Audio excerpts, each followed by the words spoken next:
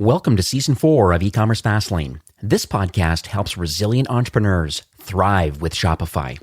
And now on to episode 212. You're listening to E-commerce Fastlane, the podcast show to help you build, manage, grow, and scale a successful and thriving company, powered by Shopify. Listen to real conversations with partners and subject matter experts as they share proven practical strategies, platforms, and the best Shopify apps to help you accelerate your business. The time is now for you to improve efficiencies, grow revenue, profit, and lifetime customer loyalty. Please welcome your host, startup founder and strategic advisor, Steve Hutt. You know something? Accidents can happen to your Shopify store. Maybe you installed an app and it messed up your theme, or a store collaborator deleted product images by mistake.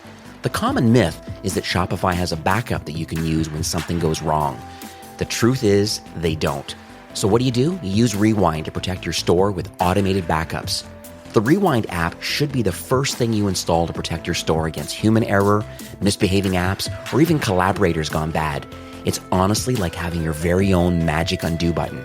And it's trusted by over 100,000 businesses, from side hustles to the biggest online retailers like Gatorade and Movement Watches. It's even a Shopify Plus certified app partner, which means it has the reliability, security, and privacy you need to protect your brand. Install the Rewind app today and respond to any of their welcome emails and mention the E-commerce Fastlane podcast, and you'll get your first month absolutely free. Enjoy peace of mind with Rewind backups. Find it in the Shopify App Store or by visiting rewind.com. Well, hey there, it's Steve, and welcome back to the E-commerce Fastlane podcast. Now, if this is your first time listening, this is an e-commerce show where we have honest and transparent conversations about building and thriving with your store powered by Shopify or Shopify Plus. Now, if you're an ambitious lifelong learner, which you probably are since you're here today, you're definitely in the right place. Now, new episodes are available twice weekly with your favorite podcast players like Apple Podcast, Stitcher, Google Play, Spotify, and many more. You can also stream current episodes, including a very relevant back catalog. I think we're up to 220 so episodes. So there's a lot of great partners in the Shopify ecosystem, a lot of problems that these partners are solving for brands. And in today's episode, we're going to find a lot of top of funnel kind of net new visitors. How do we get new customers to our store? And I think that's a big challenge for a lot of brands with acquisition costs rising, and iOS 14, which we might talk about, or iOS 15. I got 15.1 updated today on my phone, and opens are dead and all this craziness. So I'm excited to interview Meredith and Ben, and the company that they founded is called Biddyco. It's Biddyco. And what they are is a creative-driven performance marketing agency. They help these direct-to-consumer brands, mostly on Shopify, and they really help to sustainably scale their paid traffic. So I'm hoping it's going to be a great conversation with a ton of learnings. Make sure you listen through to the end also to get access to some really good swipe files about some inspiration of different types of ad creative and things that they've done in the past with others that might help you, and or you may even want to hire them. So hi, Meredith and Ben. Welcome to E-commerce Fastlane. Thanks, Steve. Thanks for having us. So this is exciting having two people on the show at the same time. There's always an interesting dynamic. You never know who's going to speak next. But I think for the most part, you guys, both know your stuff and being founders of the company. So feel free to jump in at any time and just add further color or context kind of as we go. I've kind of prepared a few questions. I'm sure it might go off on a few tangents here and there. But usually the first question I kind of dig into right away is just talking more on a high level about what Biddyco does. Like, how are you assisting Shopify brands with growth marketing, like let's say through social media? Yeah, absolutely. Brands are going through, certainly a lot right now. Ad costs have been rising. Tracking is becoming, more opaque. So it's really becoming, harder and harder than ever for these brands to profitably acquire customers. We kind of help in and jump in and help out is fully managing, their ad campaigns and really becoming that team to fully watch their acquisition efforts from Facebook, Instagram, Snapchat, Pinterest, TikTok, all the main social platforms, as well as Google, and, running creative targeting, testing, everything there. And then there's some brands, they're bigger, they have full internal performance teams. So they don't, want an agency running their media, but they have a lot of creative bottlenecks and don't know exactly what to test creatively. So in those cases, we'll just constantly be giving them new creative to test. I see. And so part of that is the fact that you actually create the creative. So it's not just graphics and just, a bunch of text and different things. This is actual getting a hold of the products and doing like a photo shoot or doing video or motion graphics. You do a lot of different kind of creative like that? Yeah, that's a really great question. I think we have a really, really wide range of creative services that we offer when it comes to social ads. I would say like our mainstay would be motion graphics. That's where we really, really thrive. So we are the perfect partner when, you really have a nice asset library, but you don't necessarily know what to do with it. Or your asset library feels really fatigued and you need to breathe new life without having to go through a whole big studio shoot again and spending all the money. So just kind of putting together motion graphics. For some clients we do shoot, but I would say our main focus is motion graphics. Right. It's nice to be able to repurpose a lot of the original assets that are going to be on the website already. And usually part of a product details page is there's multiple views with or without models. Sometimes there's a video showing the product, but it's nice to be able to take those original assets from their DAM, wherever their assets are housed. And then from there, I guess you just open up the creative space and say, okay, well, what can we do with this? What have you done in the past? And how can we leverage what you already have? Absolutely. I think one thing that is so disheartening to hear from so many brands and teams is, they open up this Dropbox file of just beautiful imagery that I know took time to create. It took time to find the right photographer, the right videographer. And they're like, we don't have anything. We don't have anything to use. We need a whole new shoot.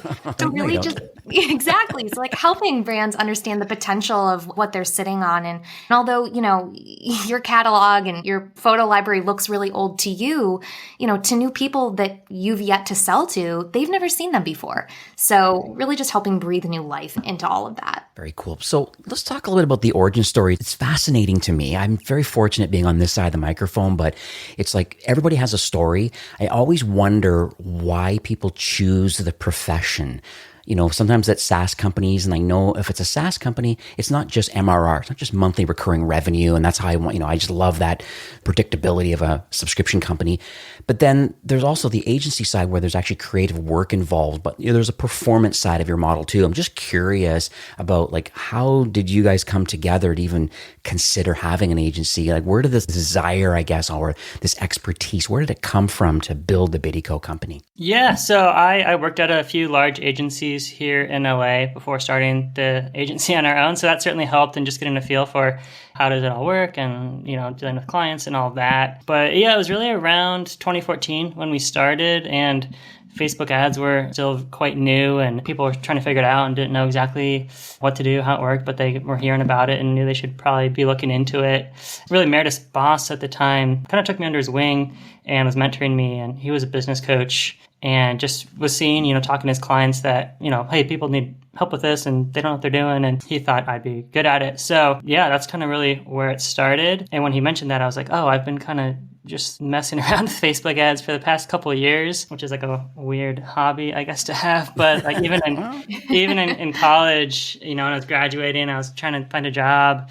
And so I was making Facebook ads targeting companies that I wanted to work at. So like Tom Shoes and Patagonia, you could target, people who work at these companies. I made these cheesy ads with a photo of my face and trying to get them, trying to linking to my resume or something. I don't know what I even linked to. So yeah, that was my first foray. Nobody hired me from the ads. It'd be a lot better story if they did, but that was kind of my first foray into everything. And then how about you, Meredith? How did you get involved in this industry? That is a great question. I initially hopped on to help Ben part-time. So I have a copywriting background. So I kind of come to the creative side from a copy angle.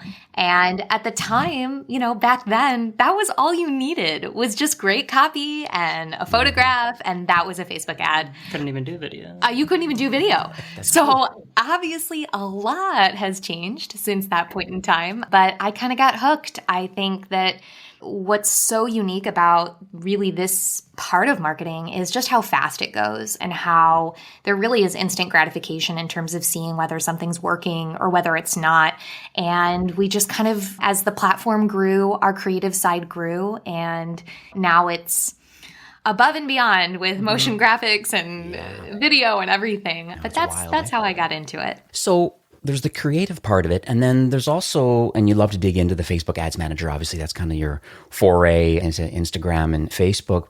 It's interesting. There's some tools out there. I just, I'm not necessarily asking for the secret sauce, but do you find that there are some opportunity out there, or do you use in-house, either wholly made in-house or third-party leverage to deal with like maybe the AI or the machine learning part of it? Because I know that there's definitely an AI component that's built into Facebook Ads Manager. Like they really do want to spend your money, but they want to spend it kind of the most efficiently as possible. Now, the ad creative definitely makes a difference in the conversion lift that you get out of it, but I'm just curious if there's any other external tools that are part of your toolbox to kind of help a brand. You can do great creative and we can get directly inside the Facebook Ads Manager, but is there anything else externally that helps, I guess, I almost put a brand a little bit above others because they're leveraging some other piece of technology? Yeah, I mean, on the campaign side, there's really no magical button or tool that's just going to optimize your campaigns and like make you get a 6 ROAS. We're primarily using just an ads manager itself. We use tools like Supermetrics, which helps you kind of like pipe in the data to,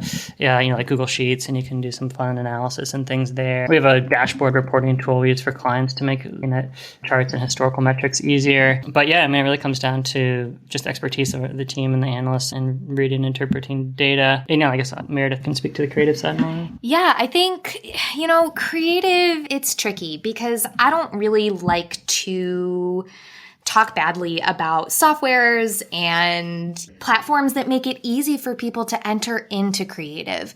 So I think for certain brands that have limited budgets and have limited hands when it comes to design and graphic design resources, I think Canva is a great tool. I think that Adobe Spark is a great tool. Do I think that they are the best? No, I think it really helps to have trained designers within After Effects who are really digging into the why, the motivation, the benefits of what's going to attract somebody to your product. But again, I think, there's varying levels. I think if you're just getting started, it's good to, maybe try Canva first.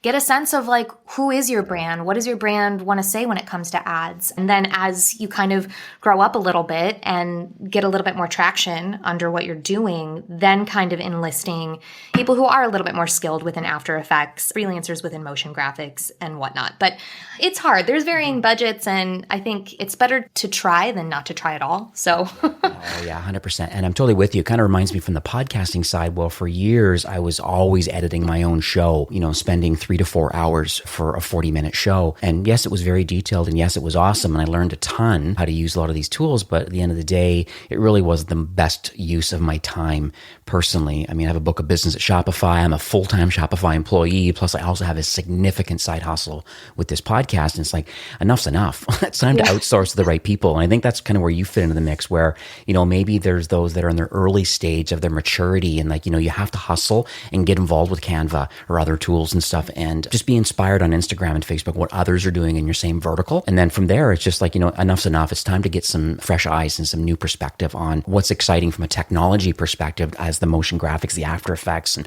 other different video tools and things that are available that are just pretty amazing, but all based on just your original photo shoot or original video footage that you've done on your iPhone kind of in the early days. There's value in all of that content. I'm sure you guys can repurpose it into something newer and fresher. So I think that's really cool. Yeah, absolutely, Steve. I couldn't agree more.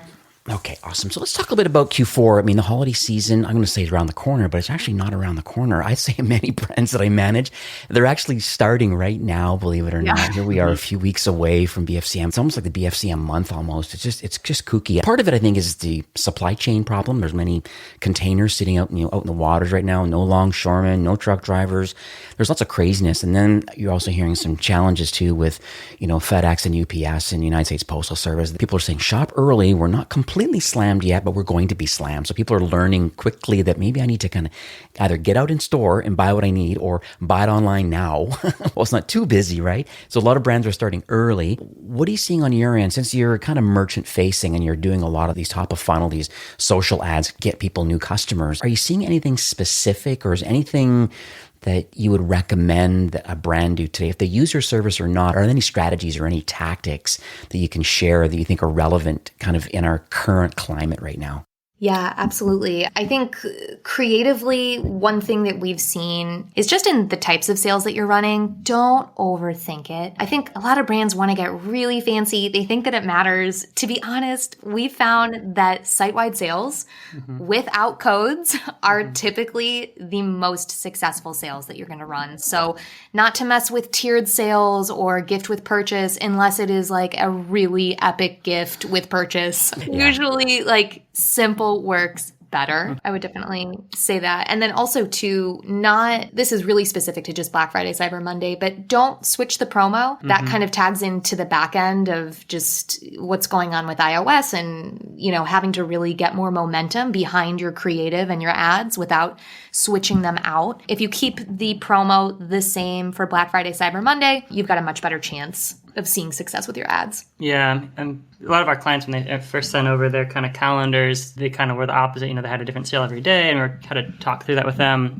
And I'm seeing a lot of articles right now saying, hey, Black Friday, do this sale, and Saturday, do this sale, and Sunday, do a different sale. I mean, it makes sense from an email perspective. You want to have something different maybe to say each day, so that might be the reason. But from an ads perspective, that's probably the worst thing you could do over that time period, just because there's really no way for your ads to gain momentum, to get traction, to really get going, because by the time your ads really kind of get moving and grooving, the day's over, your sale's done, and you got to start over. So from an ads perspective, again, just keep it simple. 20% off, 25% off site-wide sale, run it Black Friday through Cyber Monday, and that's going to probably be a lot easier on you and your team and a lot of less headache. Probably going to perform better overall. One thing I'd add too comes up quite a bit with brands that they are driving traffic either with current ads, organic, word of mouth, whatever the vehicle is that gets people to their website with a 2 or 3% conversion rate. 95 to 97% of the customers are just leaving. And I'm telling people right now, like now's the time. We've probably done it months ago, but you should have maybe push notifications turned on. So at least getting that push opt-in, thinking about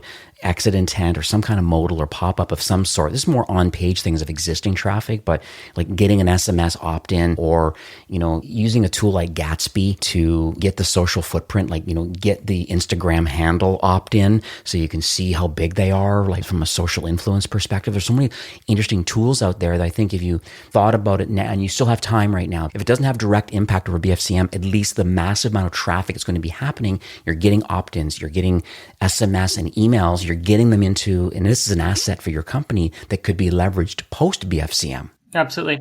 I know you're asking the question, Steve, but I'm curious, what's Gatsby? Well, Gatsby.ai is a tool, and I interviewed Brett, I don't know, maybe a couple months ago, but it's a really neat tool that it works basically in tandem with Klaviyo. And so Klaviyo is kind of the most popular kind of email marketing platform for Shopify brands, along with OmniSend. I want to make sure that I throw them out there too. They are a great tool. But these two softwares connect really, really tightly with Gatsby, and all Gatsby does is they're connected with the API directly to Instagram and Facebook, so they allow for the Instagram handle to be the opt-in, along with potentially a phone number or an email. You can choose the modal and type of pop-ups, but it all works in conjunction.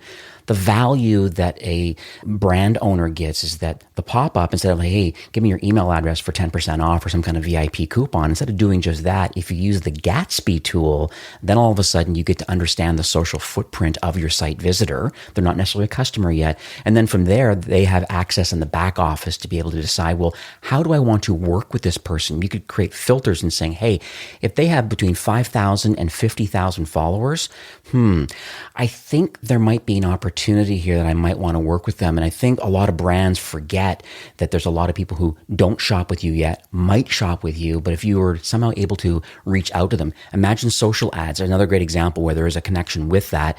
You can create social ads to find new influencers thanks to Gatsby, because you've looked at the social footprint of Facebook and Instagram and going, if they're a customer or not, you understand the tagged, logged in kind of experience, but then you can choose to have almost like a retargeting ad going directly to that influencer and saying, hey, we see you showed up on our website and blah, blah, blah. There's so many different opportunities out there, but Gatsby.ai. Very cool. Awesome. Yeah, really neat tool. Anything else about Gatsby, or should we push on? I don't know.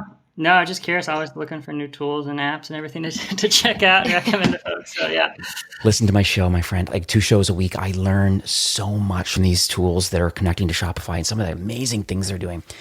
So let's talk about competition, because my frame of thought is that, where there's competition, there's business. And I know this with the size of Shopify entrepreneurs. I mean, gosh, I don't know how many, it's almost 2 million, I think 1.7 million, and plus all the Shopify Plus brands, I think we're nearing 2 million stores at some point. And so knowing that, I wondered if you can kind of talk about other peers in your space and kind of how has the Biddyco team been intentionally differentiated from others? Because it's so easy to see some of the quote unquote bigger players in the marketplace. And I know that you're more of a smaller, more nimble and focused team. So I just would love to understand a little more about the intentionality behind your company. Yeah, certainly. I mean, like you said, there's almost 2 million Shopify brands. Probably feels like there's 2 million Shopify agencies sometimes. And maybe. I know merchants get cold emailed all the time and, skip barrage with the outreach and everything else. So I mean, we're certainly not the only performance marketing agency that is out there. Like you said, there's a lot of big ones. And I think,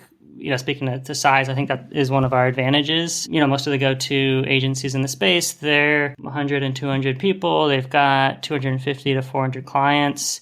And they've grown really, really fast, which, kudos to them because they must be doing well. But we kind of see that the faster agency grows, the faster their quality usually goes down. And, we see a lot of these agencies go from, 30 people to a couple hundred people in a couple of years. And unfortunately, an agency can be a great business. We don't have a lot of the headaches and, cost of goods and other things that e-com brands have, but it's also a lot harder to scale an agency because it's completely reliant on people. We can scale one of our clients, we can 4 or 5x their revenue in, 2 months, and that's amazing. But if Biddyco does that, it'd be horrible for everybody, including our staff and our clients. So I think we're at a really nice sweet spot in size where, our clients, they're not client 157 out of 362. You're really one of just a couple dozen that we're, really intentionally focusing on and spending actually meaningful time on your account, thinking about, we're not a volume shop. We're trying to have fewer clients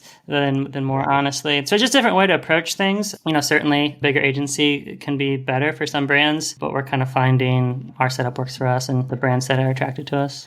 I think I'd add to that too, I think, is that, from what I understand about Biddyco is the fact that you just do paid traffic. You're not getting involved in the email, you're not doing SEO, you're not doing conversion rate optimization. There's a lot of jobs, quote unquote, jobs to be done for sure when it comes to running an e-commerce store for sure. But I think you're intentionally focusing on top of funnel and just amazing ad creative and then being responsible and accountable for the ROAS that's deserved to be for that brand. Absolutely. I'm an entrepreneur. A lot of people listening to this are probably entrepreneurs. It's really hard to stay focused. It's been so hard to stay focused on just doing one thing and one service for, the past 6-7 years. But we've just really tried to do that and be focused on paid traffic, performance marketing. We've had clients ask us to, do their email and other things, and we've had to just keep saying no, which is really hard to do. But, we're trying to really just be the best at this one thing. And, that can take us quite a bit further. I think too, in terms of, what a huge differentiator for us is really the creative. I think we do things very, very differently over at Biddyco when it comes to creative. It is very comprehensive and a little overwhelming, I know, when brands sign on with us. We just really dig in very, very deep. I think it makes a huge difference to understand really, what's the brand origin story, to understand the products, what are the benefits, who is your audience. And then from there, we build creative out that really just amplifies the beautiful brand that all of these founders and entrepreneurs have spent a lot of time to create. I think what we hear all the time when people come is, oh my gosh, we want them to perform, but we want them to feel like our brand. And, we can't find where that line is because a lot of times people get into business with somebody who makes ads that feel really salesy. They don't have that beautiful, elegant nuance that, again, you've spent a lot of time creating within your branding. And then the other time too, you've got people who are creating these gorgeous, ethereal looking, beautiful ads that don't sell anything. And so it's finding that line, I think, because because we have our feet in both camps, we are managing campaigns and we create so much creative that we have a really good handle on how to combine your beautiful branding, but also with strategies that help drive conversions. Right. Well, that's great. Thank you so much for sharing that. So I want to talk about a story now because I think it's really motivational for me. I know for sure those listening, they love to hear a story because they like to put themselves kind of in the hero's journey a little bit and just saying, hey, that could be me too. Maybe with my brand, that could happen to me.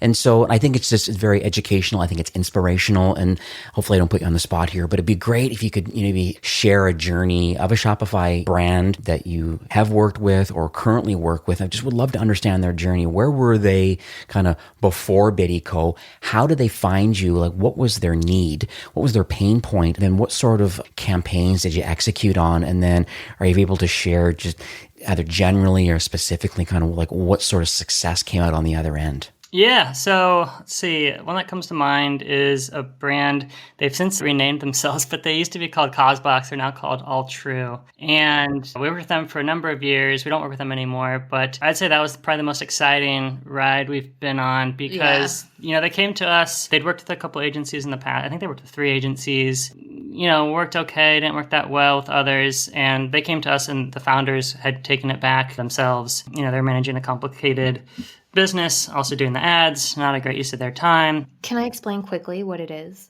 Oh, yeah, please. Oh, yeah. Good idea. I'm at alltrue.com right now having a look.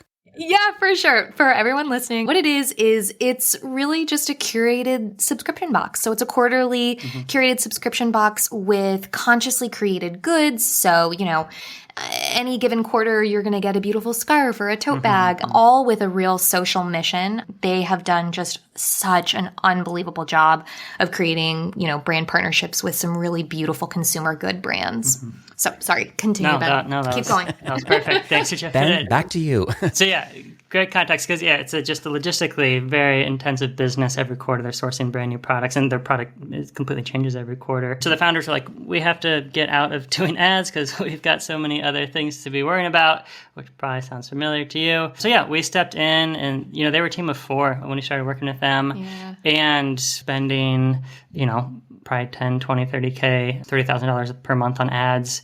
And over about 2 years working with them, they grew to a team of 45 from 4. We more than 10x'd their subscriber base, paying subscriber base. They raised funding. I don't think it's public how much they raised, but, a substantial amount of funding. So just really transformed the business. We were just spending a ton of money. Certain days we were spending basically buying a car each day and ad spend is pretty insane. So just rides like that where, the numbers are cranking, everything's working, you're texting each other back and forth and things are moving fast. A super fun one because, the products were amazing. They're socially conscious. They were great for the environment. They were promoting some really special, and small brands too. So that one just felt really good. Every grabber you got, it just felt good. And just seeing a small business really succeed. Yeah, this is lovely. And I'm actually looking at their Instagram feed right now, and I'm sure that you had a lot to do with what I see here today. And it's very impressive and very on brand when I go to their homepage and have a look.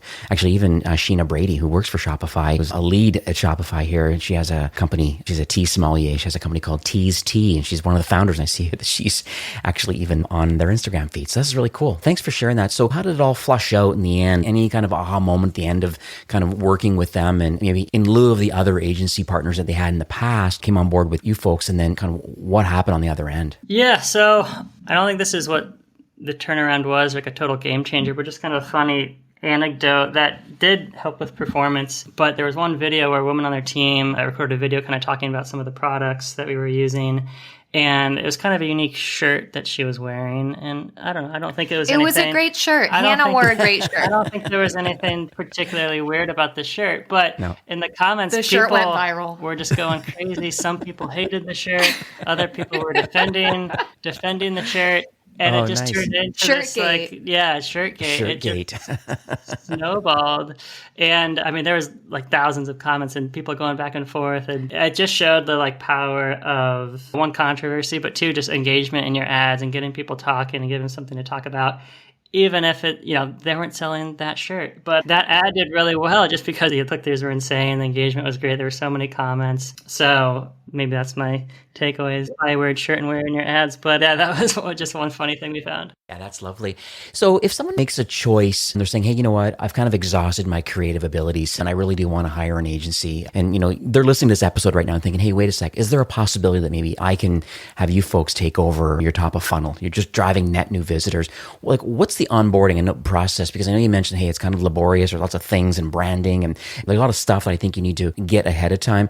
Can you walk us through just maybe the Cole's Notes or the Cliff Notes version of kind of what could somebody expect if they make the choice to want to onboard with you folks? Yeah, absolutely. I think the big thing, how we approach really creative partners is we are coming on to amplify what you've already created. So I always say in that intro call, I am not here to rebrand you. You've already done that. I am not here to come up with a whole new dictionary for the way you speak about your brand. I'm here to take what you've created, and when you're scrolling through your newsfeed and you see your ads, I want you to feel proud. I want you to feel excited that A, you chose Biddyco to work with, but B, that like your brand is this beautiful representation of what you set out to build. So the first thing is that we're just super thoughtful. We come on really as a partner and we want to be a part of the team. So we take a lot of time to really, really dig in and just understand, why? Like, why should somebody buy this product? I always say we stalk you all over the internet. We ask you a dozen of questions that range from, what is the nitty gritty that we aren't going to know that you don't like, whether it's white space or you want all images to be full bleed or, whatever that is. And then really the more foundational questions, like not to be corny, but like, what's the why? Why should people care? Why is someone going to buy this? Why is someone going to look at this brand versus your competitor? So the boring answer is it's a lot of worksheets, I guess you could say, with like questions. And then we have calls and a lot of back and forth. But I do think that it's that extra homework that my team does that really sets the creative apart. I think it's that intentional space to pause for a minute, because I know entrepreneurs and founders, not that they're running on a hamster wheel, but there's a lot of stuff and wearing a lot of hats. If you can take the intentional space of a few hours to kind of really understand and analyze what got you here isn't, it sounds kind of cliche, but what got you here isn't going to get you there, and wherever that is, continuing up. And if you take the intentional time to pause, think about your brand. You're not going to rebrand it, but can we leverage what we have? Let's understand your brand. Why are we buying from you? And then, as you said, how are you differentiating to others? And can we highlight and position that accordingly in ads that people say, and that's their aha moment, and that's the reason for taking action, is based on understanding the brand. It's hard because the founder knows the brand, but they're lost in the forest for the trees, so to speak, where you come in and it's like, boom, no, let's understand it. And then that's really cool. I really think that's a great way of onboarding someone. So we are nearing the end of the show, but I really want to think about and ask a little more about the future of Biddyco. You mentioned you've been very intentional for the last, 7-ish years, top of funnel. Are you able to talk about your North Star, I guess, getting into 2022 and beyond? I'm just curious about like any partner alignment or like growth plans, other verticals. Are you getting involved in, I'm just thinking out loud here, are you getting involved in CBD and regulated markets or alcohol? Like there's all these different things that are very unique when it comes to social ads. I'm just curious where you're going to put your flag in the sand. Yeah, absolutely. I mean, I think the short answer is just keep kind of doing what we've been doing. We're looking to stay focused and sustainably grow. Speaking of what we were talking about earlier, I don't imagine we'll add any new services, so keep me accountable and make me keep saying no. But anyway, we're really just looking to, find more clients who have great products that we can feel good about, promoting and getting into people's hands. You brought up CBD. I mean, we have 1 or 2 CBD clients. If you asked me a year ago, I would have said that's going to be a huge category. We found it can be successful, but it's just so much more work. So that probably won't be a huge area for us. I think the biggest new addition will be the creative only side, which we mentioned. A year ago, that was probably 2% of our business, and now it's about 20% of our business. So for brands that are running, the media side in-house or have a team or the founder wants to keep doing it, but really have a creative bottleneck, their designers are busy doing email campaigns or working on the side, or they don't have any designers. People are seeing more and more that the creative is the differentiator, and, it's what a potential customer sees as they're scrolling through their feed. And if you don't say the right things, they're going to keep scrolling. And if you don't hold their interest, they're not going to click through to your site. So creative only, and helping brands get conversion-focused creative, will certainly be a bigger piece next year. And one thing I think about too is like, how do you become the natural choice for your customers, right? And I think staying in your lane is important. This podcast, not about me, but the podcast has been doing so well, like just beyond my expectations. Like tens of thousands of people listen to episode every week. It blows my mind, but part of it is the fact that I don't talk about the entrepreneurial journey. I talk about what agency and SaaS founders are doing to help Shopify brands to grow and scale. Like what specifically are you doing with a piece of software that connects to Shopify? Or if you're an agency partner like you are, that takes care of, in your case, top of funnel, net new visitors with awesome creative and understands their brand story. I mean, knowing what you do, that's why you're going to continue going down your lane and do so well. And that's why I think you should be the natural choice in that area. Because, we talk about these larger agency partners. I don't want to discredit them at all, but they are a Swiss Army knife of all things digital marketing. That doesn't necessarily make them great. That just makes them a wide net that's being cast out there. I wouldn't be surprised for a lot of churn for employees inside larger organizations too, versus, probably as opposite of what's going on in the culture that you built inside your company. Yeah, we're seeing a lot of jack of all trades, masters of none. That old kind of quote. Trying to be the opposite of that as much as we can. Well, that's lovely. So let's talk about how people can learn more. I mean, we've talked a lot about your services, but where do you want to direct your traffic today? Those listening, where should they go, and what sort of things would you like to offer the listeners today? We kind of mentioned a little bit at the beginning of the show about some ad creative, but just curious on kind of where you want to leave off for the end of the show today. Yeah, so we actually put together, I know we've been talking about creative over and over, but this is audio, so no one really has an idea of what we're talking about. Yeah. So if you're interested to see some of the ads we've made, our ads that we're seeing perform well right now, we made a deck with a bunch of examples of different creative we put together for a lot of different Shopify brands. You can get that at biddyco.com. That's biddyco.com/fastlane, so that we know you came from Steve. And that's how you can find the deck and request access for that. Beautiful. Well, thank you for that. I think that'll be really inspirational. I'm looking forward to seeing it myself. Like I mentioned, I have a book of business too, and they're always trying to, how do I drive some net new visitors? And I've proven it that really is understanding the brand and then creating some really interesting, unique, creative, always be testing. And not everything's going to be like a home run, but it's the iteration and just keep going and keep pushing through. And I just appreciate that. And the fact that you've intentionally chosen to be more of a smaller agency, but more focused specifically and more intentional. I just really appreciate that. So thanks, Meredith and Ben. Thank you so much really for coming on the show today. Thanks for, I'd say, putting your flag in the Shopify sand, so to speak. I look at some of the brand logos that are on your homepage. It's very clear that there's a lot of direct-to-consumer brands that you've had the opportunity to work with over the years and take a small part of their success based on some of the creative work that you've put together. And just wanted to thank you for helping those brands. And thank you for anybody listening today. If you want to take up Ben and Meredith up for their offer, check out their website, biddyco.com, and then check out this ad creative. But thanks both for coming on the show today. Thank you so much, Steve. This has been so fun. I know now, I'm looking forward to going back into the backlog of episodes to listen to way more. There's a lot to learn. All right. Well, you both have a great afternoon, and thanks again for coming on the show. Thanks, Steve. Awesome. Thank you. Now, this episode was brought to you by the team at Rewind. The common myth is that Shopify has a backup that you can use when something goes wrong with your store. The truth is, they don't. So what do? You use Rewind to protect your store with automated backups. The Rewind app should be the first thing you install to protect your store against human error, misbehaving apps, or even collaborators gone bad. It's like having your very own magic undo button. It's trusted by over 100,000 businesses, large and small. So enjoy peace of mind and install the Rewind app today. And make sure to respond to any of their welcome emails and mention the e-commerce Fastlane podcast, and you'll get your first month absolutely free. Learn more by checking out Rewind in the Shopify App Store or by visiting rewind.com. Well, that's it for today's episode. I'd like to thank you, a loyal listener of e-commerce Fastlane. It's my hope that this podcast is offering you a ton of value through growth strategies, tactics, and exclusive insider tips on the best Shopify apps and marketing platforms, all with my personal goal to help you build, launch, grow, and scale with Shopify. Thanks for investing some time today and listening to the show. I'm so proud and excited that you have a growth mindset and are a constant learner. I truly appreciate you and your entrepreneurial journey. Enjoy the rest of the week and keep thriving with Shopify.